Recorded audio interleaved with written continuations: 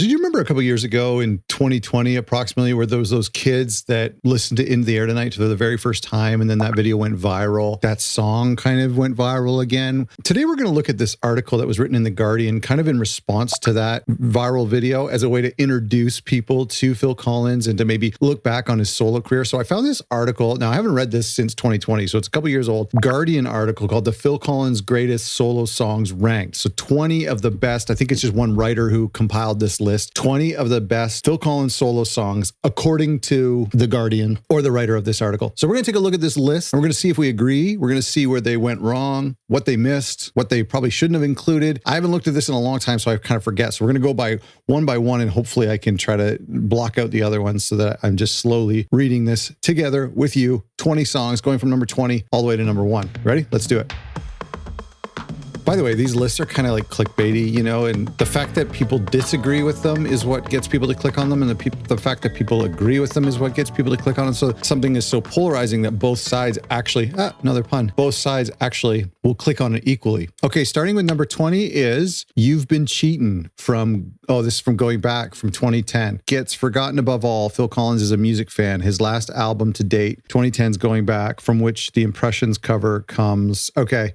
So one of the things off the bat is you often wonder on lists like this whether they're trying to cover all the albums and they're trying to, pick a song from every single album, to be fair, which isn't, I mean, I get that, but it isn't, I don't know. To me, if like the best Phil Collins songs came from But Seriously, if you're trying to pick 10 songs and if his best 10 came from But Seriously, then the 10 list would be from But Seriously. You kind of just have to pick what is the best songs, you know what I mean? So I wouldn't give Going Back any credence if I didn't think it had his best song on it, which I don't. I don't love the Going Back record. I just, that. And this is a good song, You've Been Cheatin'. It sounds great. And the song is good. I have no problem with those tracks. They're just not Phil Collins songs. And the problem with covering a song verbatim is it's like, why? Where's the creativity in that? You're just copying something perfectly. And even the fact that they used some of the same musicians and some of the same instruments and they recorded it. I don't know if they recorded it to tape or not, but it certainly sounds very authentic. I guess it's like, why? Why are you doing that? Now,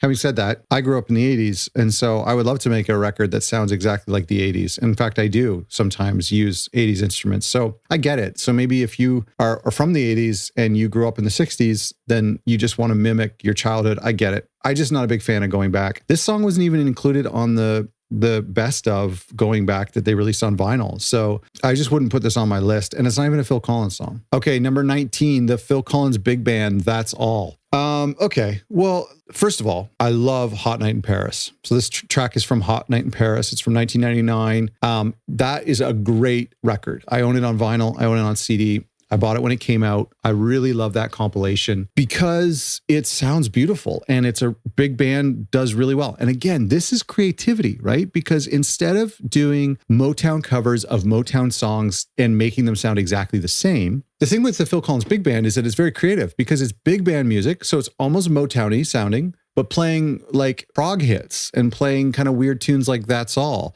I really love that. I think it's a really, really good album. And this is one of the biggest songs on the album. The bass hooks and stuff and the way they interpret Tony Banks' stuff, That's All is a great, great song. So I'm totally okay with it being on this list because I think it's a good song. But again, first of all, it's a Genesis song. So we're 2 songs in and it's the greatest solo songs. And now we have a Genesis song. So that's a bit weird, but I guess it's a solo recording. Again, I'm already kind of feeling like, will this list be like trying to get one, like just trying to showcase his range, which is cool. But like, then it's almost like we should name this article like cool Phil Collins songs or great Phil Collins songs. Are they the best? Like That's All maybe would be on my best Genesis songs. I really enjoy that song, but would it be in my best Phil Collins songs? Of course not. Would the big band version of it be in my best Phil Collins songs? I don't think so, but that's a great album. I really do like that album. So props for, okay, number 18, Every Day. This guy's winning me over here because I love Every Day. I love love Every Day. I've talked about it many times on this channel. And I know we have a lot of secret fans out there who love both sides. And I love both sides. So good job. Both sides, on which Collins played everything himself, was more of a mood piece of an album than a collection of hits. That's true. But if there's one thing Collins can do without breaking a sweat, it's sit at a keyboard to compose a lovelorn ballad. It turns out both sides, both lives was actually too smooth. Is that a typo? Both lives? A mere double platinum in the UK compared with the 9 times platinum of But Seriously. Yeah. Okay, that was just the times. That was the times. But good. Thank you for putting Every Day on this list. If you want to put it at number 18, that's okay. I put it, where did I put it on my list? Number 9 or number 8? Who cares? I think, yeah, in my top 20 for sure. For sure, for sure. Thank you. Number 17, Just Another Story. Man, I love Dance Into the Light. I love Dance Into the Light, but some tracks on there could have been left off. And Just Another Story is a song that should have been left off. One of the things I'm not crazy about Dance Into the Light is the production, the sound. The horns are really good, but the snare came at a time where like piccolo snares were really popular, and like thin sounding snares in the early 2000s, late 90s, most of the 90s really. We didn't have those big drenched snares that we had in the 80s. Came back later in the 2000s, but it's just the production on Dance in the Light isn't my favorite. And it kind of gets worse on Testify. And so this song is just like, it's like a show tune. It really, I don't like Just Another Story. I'm a big Dance in the Light fan. I'm a big Phil Collins fan, but I am not a Just Another Story fan. Sorry. 1996. And you know what it reminds me of? It reminds me of some of the stuff Sting would do in the early 2000s. It's also far better stab at social commentary than Another Day in Paradise. That's a risky move to say. Here's my thing with this article. Was it written by one person? I mean, probably. Okay, it was written by one person. And I'll tell you what, like, it's just weird. It's like, what's their context? Are they a diehard Phil fan?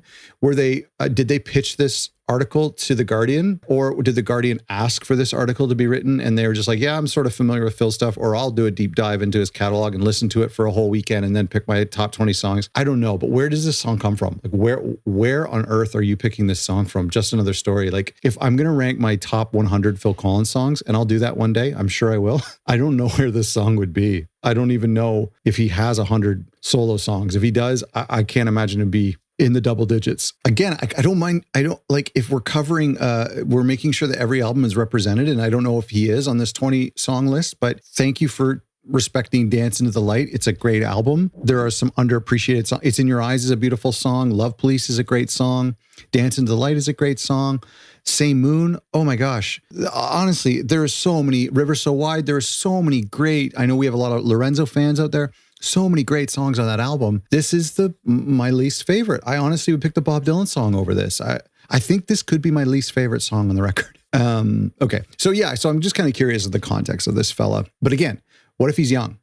Like me-ish, maybe younger. And maybe Dance in the Light was his first record that he heard of Phil. So he could have a really visceral connection with this tune. So I got to respect that. Because honestly, you know my list. Like, some people, I have some songs on my list that people like scratch their head up. Some of my favorite Genesis songs.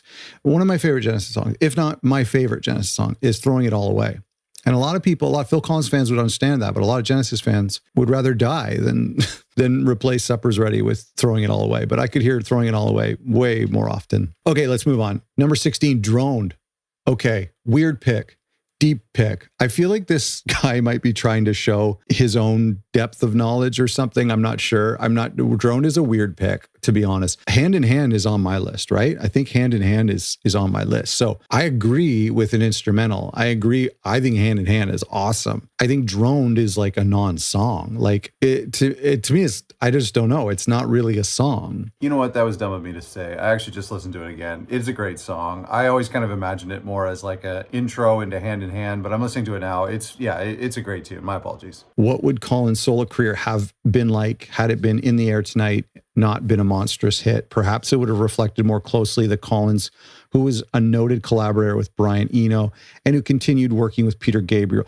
You know, that's an interesting point, that it would have been really cool. And he kind of, remember, Phil advocated for Genesis to be a solo band, and he had some great instrumental stuff, What Gorilla and The Brazilian with Genesis. And like I've said before, Saturday night, Sunday morning, the West Side, we'd love to have more instrumentals from Phil. I think there was an instrumental on both sides as a B-side that didn't make the cut. It's not very good. If I'm the one I'm thinking of, is it like Call Me Sally or something? I can't remember. Droned, I love Droned. I have no problems with Droned. I don't think I'd put it in my top 20 list, but I did put Hand in Hand. So I can't, so I really respect him for highlighting Phil's instrumental stuff and ambient stuff. So props for that. Number 15, Like China, 1982, from Hello, I Must Be Going. The guitar riff in this song is good. Bam, bam, bam, bam, bam, bam, bam, and it starts off really cool mid-set on the No Jacket Required tour. And it's cool. It's funny. My problems with this song is, first of all, there's like multiple parts. There's multiple sections. There's the guitar riff. There's a pre-chorus. There's a bridge. There's the chorus. There's the verses. The verses are gimmicky. I don't like the melody of the verses. Mom, mom, da, da, da, da, da, da, da. Mom, mom. I don't really love that. And also, Phil has done this in Genesis. I can't put my finger on when, but occasionally Phil will emphasize his British accent, almost like an American would with a Southern accent. It's like, it sounds phony because we hear his American voice in No Son of Mine and in Another Day in Paradise. And you know, it's just Dancing the Light. It's just more common to hear as kind of his normal voice, whatever. This seems like it's a really like put on, like a theater voice. So I don't like China. I think lyrically, the chorus, I'll Hold You Like China, is cool, but like, I don't know. Maybe at the time it was good. And I know there's some people out there who actually, and when I did my best of lists, a lot of you put Like China on your list. So I respect that. I respect it on here. That's totally cool. Again, is he like making, so far we don't have an album repeated, right? We're 6 songs in, and we don't have an album repeated. We've done Going Back, Hot Night in Paradise, Hot Night in Paris, Both Sides, Dance, Face Value. Okay, so we have 6 songs, and then Hello. So we have 6 songs and we haven't repeated an album yet. So that's where I'm kind of like, all right, are we just trying to like spread the love here? I don't know if that's fair. Number 14, You'll Be in My Heart, 1999, from Tarzan. Of course, the success of Lion King led Disney to try the same model. Get big star. I talked about that. What's he doing Disney for? It's just kids' music. Collins told me in 2018. Oh, this guy's been writing for a while about Collins. If you're a songwriter, especially, you should want to see what it feels like outside comfort zones and try to see what makes that music tick. Oh, that's cool. I didn't know that. This is a great song.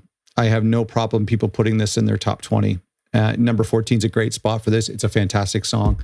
It won him an Oscar. So yeah, when I did my list, I put In the Air Tonight at the beginning, at the top of the list, even though it's not necessarily my favorite Phil Collins song, it is a phenomenal Phil Collins song, but for what it represents, it deserves to be number 1. And so the same can be said for You'll Be in My Heart. What that represents is a really great soundtrack, a really good late career move for Phil, a way to introduce himself to a new generation, and an Oscar. So yeah, that deserves to be here. Number 13, The Roof is Leaking, 1981, from Face Value. Let's see what he says. Unlike anything else on Face Value, this piano ballad, accompanied by ragged slide guitar, is about struggling through the winter. Oddly, it comes over rather like a realist version of Rod Stewart's Mandolin Wind. I put this song on my least favorites. You know, when I did that video on my 5 worst Phil Collins songs, 5 worst? Seems like bad grammar. Anyway, I'm not a fan. I've never been a fan of this song. I understand it. I understand him trying new genres. I don't like when he writes a story like from the position of another person. He doesn't do that very often. And when he does that, other than No Sign of Mine, I think that works okay. Or Driving the Last Spike, now that I think about it. But I just don't like writing in a different person's voice. And that's what this is. It seems very theatrical. Reminds me a little bit of Just Another Story in a weird way. So yeah, not crazy about this tune. I wouldn't put this, I put this on my worst list. But you know what? Again, when you guys commented on my last video, some of you put this song in your best of. So I put it on my worst and you put it on your best. That's life. Okay, number 12, Don't Let 'Em Steal Your Heart Away. Great. That's a great song. This song was released as a single recently, sort of recently, on the Love Songs compilation, which, do I have a copy of? I do, somewhere around here. I'm going to talk about that compilation because that was a special comp for me. But it was released in the early 2000s as a single because it maybe didn't get the love that it deserved from Hello, I Must Be Going. And I'm not a huge Hello fan, but I'm a huge Don't Let 'Em Steal Your Heart Away song. It's a beautiful tune. So I would definitely include that at number 12. But I often equate that song, or I pair that song with If Leaving Me Is Easy, because they were towards the end of album number 1 and album number 2. They're very similar songs, a little bit Broadway-ish, but They're ballads, but before like the 80s ballads came in. So that's why they're a little bit more Broadway or Tin Pan Alley sounding than what he would do with Against All Odds or One More Night. So these are kind of earlier ballads, but Don't Let 'Em Steal Your Heart Away has a bit more of a groove. But to me, I don't know if he included If Leaving Me Is Easy, but I think If Leaving Me Is Easy is a better song than Don't Let 'Em Steal Your Heart Away. So hopefully we see If Leaving Me Is Easy later in this list. If we don't, I would have put that in this slot. Track 11 is I Wish It Would Rain Down from But Seriously. So many of you love that song. I have no problem with that song. It's just not one of my favorites. It's a bit long. It's a bit sluggish on the album. It's just not one of my favorite tunes. Great vocal performance, though. Love the gospel feel. It's totally fine. So for him to put that at number 11, no problem. You go ahead and do that. Now, again, are we going to see Another Day in Paradise on this list? Because that won a Grammy. So I don't know. Are we going to see that? Because I think that's a better tune. That's fine. A lot of you would put I Wish It Would Rain Down in your top 10. So if he wants to put it at 11, that's fine. What did he say? But seriously, huge success seemed to have sanded away the musical oddities of his first two solo records. That's a good point. But the craftsmanship was undeniable. I Wish It Would Rain Down his late 80s power ballad perfection. Yeah, I mean, to me, it's so much bluesier. So it's way more American than like the I don't know if there's not as much like synths or pianos in it. So, but yeah, maybe it's a little bit more like American rock ballad. It's a good tune. Number 10, Easy Lover. Yeah. Earth, Wind, and Fire were another Collins touchstone, and Easy Lover was officially a single for their singer, Philip Bailey. I love Philip Bailey, and I love Chinese Wall, and I would say that Easy Lover is like my second least favorite song on Chinese Wall. You got to hear that record. It's so good. But Easy Lover is a great, great song. And it's such a well-written song, too. It reminds me a little bit of Something Happened on the Way to Heaven. You just wouldn't normally experience a song like that. He's just doing some incredible musical things. And the way two guys doing a duet, you don't hear that very often, right? Paul McCartney, Michael Jackson, maybe. You just don't hear that very often. And this works really well. And especially an upbeat song. It works really, really well. So thank you for including this on the list from 1994, Easy Lover, which was a song that Phil and Philip wrote, but it's not on any Phil Collins album proper. It's technically a Philip Bailey song. Like if you were to search, it's Philip Bailey, Easy Lover. So, but I think Phil Collins gets credit for it when it's put on a greatest hits album and stuff. I mean, Phil co-wrote it. Don't get me wrong. Music video is hilarious. Okay, number 9 is One More Night. We're getting into the top 10 here. One More Night from No Jacket Required. Collins was pop's unlikely king, playing both legs of Live Aid, churning out hits as well. He still loved his tinny drum machine, and his introverted ballads. That's a great point. One More Night is pretty much as perfect MOR ballad. Yeah, like listening to Melted Chocolate. I just clicked on somebody who had posted a live performance of Phil doing One More Night back in the day when it was a new single. It's such a beautiful song. It really is a beautiful song. And I kind of forget about those hats, how quickly they're moving on the 808. And it is a ballad, but it's not like Separate Lives where you feel like the plane is going to stall and crash. Like it's always moving. It's got a bit of a groove to it, even though it's a slow ballad. Those clavs that hit on the drum machine, I just love that song. So yeah, One More Night has to be on this list for sure. It wasn't on my list. It wasn't my top 10, but I do really like it. Number 8 is I Missed Again. So this is like our third entry from Face Value. Cool. Given Punch and Force by Earth, Wind, and Fire horn section. Yeah, it's great. I Missed Again sounded like a Genesis song that had been pumped up and freed of unnecessary noodling. Yeah, cast Collins in his most familiar role. The hugely successful Globe stuff. Yeah, you know what? It is right, his first pop song. Right. In its way, for sure. It's his first pop song. Wasn't as big as In the Air Tonight, but it's a great tune. I love it. A lot of people don't like that song, but I really like I Missed Again. And is it the start of side B? I think it's the start of side B. So I like that. Number 7 is Dance Into the Light. I love Dance Into the Light. I love it. Probably one of the best songs on that album. I love it live. It's a great tune, but I can't put it in my top 20 Phil songs. I mean, maybe top 25, maybe top 30, but not top 20, and certainly not top 10, and certainly not top 7. So I can't, I don't know. But this maybe, I don't know this guy. I don't know who this writer is. Maybe he has a heart for Dance Into the Light, which I appreciate. The album. Collins was a latecomer to pop royalties' music globe-trotting phase. Yes. Maybe it took him being happy to do so, and he didn't do it with quite such scholarly devotion as Paul Simon. But the horn-driven Afro reggae swing of Dance in the Light is so simply joyful that it's a complete delight. I love that. Yeah, and there was like this kind of slightly appropriated time of world music back then, and it's still today.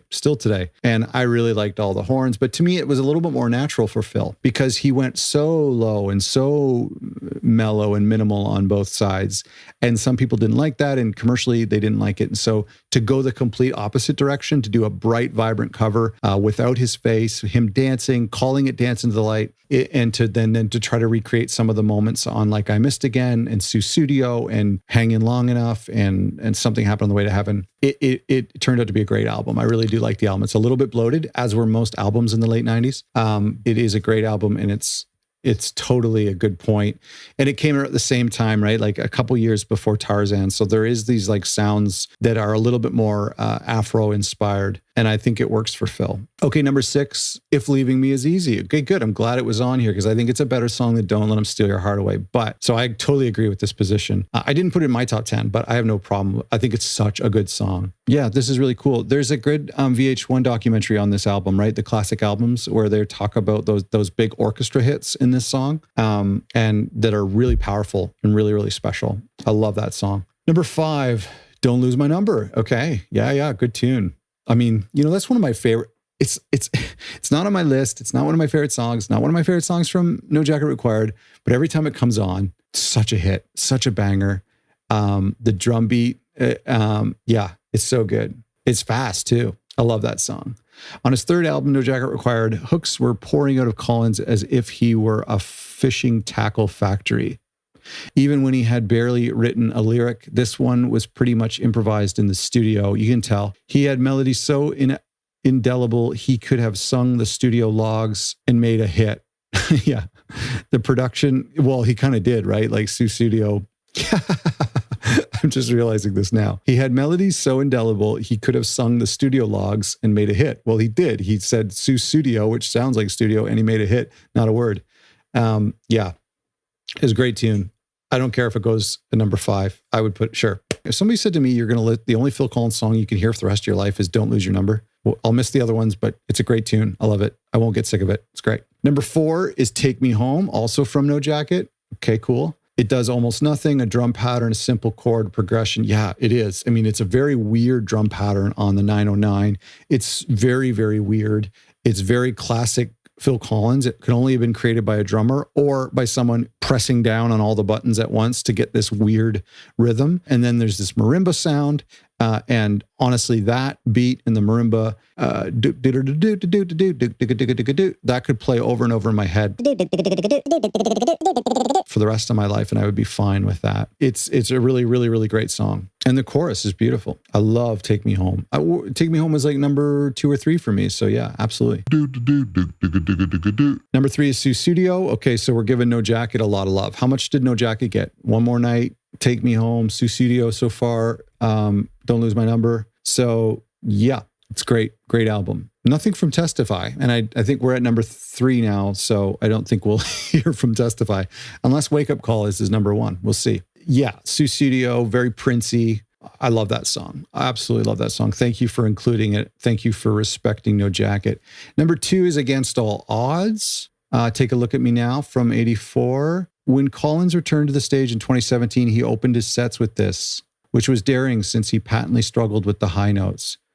Oh, I didn't know he opened with this song. He always opens early in this set, usually after like a big number. He does the second or third a lot. I don't know why. Adding frailty to the mix only emphasized the vulnerability of this song. It's a great, great song. Great, great, great song. Really, really special tune. So sure, it's not one of my favorites, but I never hate to hear it, and I love singing it. And it's and by singing it, I mean in the car or in the shower. But it's great. And number 1 is In the Air Tonight, of course. that was expected. There was a reason those two YouTuber kids were blown away by In the Air Tonight. 40 years on, it still sounds like a record from another world. Great point. Strange, intense, and compelling, and filled with moments of instrumental brilliance. It's so true. It's so true. It's a timeless song. It very much does not sound like stuff Phil would ever do again. Occasionally on Hello, I Must Be Going, certainly in Genesis, more so. It would have made way more sense for a Genesis Phil Collins, for a Genesis song, but because it was a Phil Collins song, we now have Phil Collins that we know today. I don't think that had this song gone on Duke, I don't think we would have the Phil Collins albums we have today. Isn't that interesting? I really don't think so. But it's such a special song. It's such a special song. And my favorite tunes are more melodic than this song, but I know how special this song is, how important this song is, how brave and bold at the time, and for the record label as well, to release this song. And then one of these, I'm a big Radiohead fan. And so when I listen to some of Radiohead stuff, especially from Kid A or OK Computer, when I listen to that today, 20, 25 years later, that stuff sounds like it could have been released today. And I think the same thing for In the Air Tonight. If somebody, an avant-garde artist or an indie rock artist were to release this song today, people would really love it. It wouldn't be a pop hit for sure, but it would be artistically appreciated and creatively and critically acclaimed. And so that's really cool to have a song 40 years on that just sounds fantastic today. I think it's really important. So there you go. The Guardians, Phil Collins' greatest solo songs ranked. Here's what I'm curious about. What was your track that you thought shouldn't have been on here? For me, it was Just Another Story. That shouldn't be in the top 100. And Droned is cool. It is a great tune, but I don't think it's enough of a song to get on this list. But what were yours? What were some songs that you don't think should be on here? And what did he miss? In my opinion, what did he miss? Something Happened on the Way to Heaven. Too big. That's too big to not be on this list. I think Testify. I think Least You Can Do from Testify is really great, and Can't Stop Loving You is really great. So if you're gonna include something off of Going Back, include something off of Testify. If you want to disrespect Testify and put it at the bottom of the list, then to me, take off the Going Back song, which is a cover, and put on Can't Stop Loving You, which is also a cover, but or something from Testify, or another thing from Both Sides. A couple things I was actually happy not to see, like You Can't Hurry Love gets too much love, in my opinion. Nothing from Buster on here, which is kind of interesting. So no Groovy. Not very many soundtrack songs. Actually, just You'll Be in My Heart, Against All Odds. So no Groovy, no Separate Lives. I'm a big fan of that. Only one tune off of Both Sides. I don't think enough off of But Seriously. That's a big problem I have, right? He just had I Wish It Would Rain Down from But Seriously. So that's a big problem. To have two from Dance in the Light and only one from But Seriously, that's a big problem. So something tells me that he doesn't like But Seriously. Anyway, please subscribe. Thanks for watching. Really appreciate it.